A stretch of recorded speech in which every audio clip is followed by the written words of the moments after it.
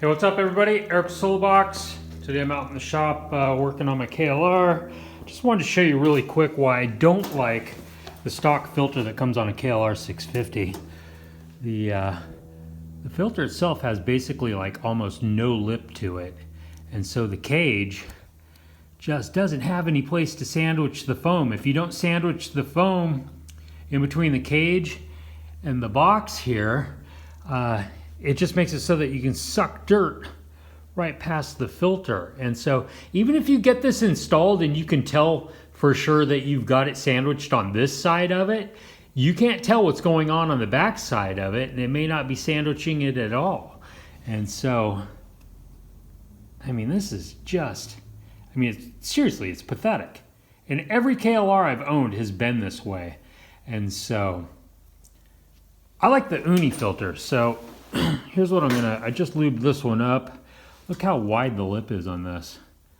Plenty of room. And also this part of it, lots of room for the grease so that when you put it on here, it will mount and sit up against the box and do what it's supposed to do.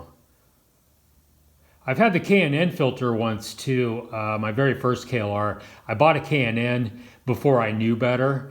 And one day I was working on my carb. I had the carb off of the bike, and you could actually see inside of the intake track on the other side of the filter where there shouldn't be any dust. You could definitely see it.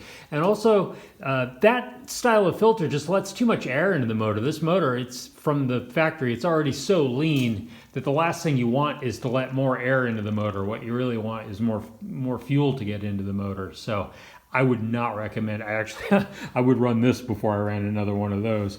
And so you might want to check your bike out if you've never looked at your air filter, because my experience has been that these have very, very little lip, and the chances of it being installed correctly, yeah, it's impossible to say. I mean, it might be, but probably not. So anyway, Eric with Soulbox. I'm going to go riding.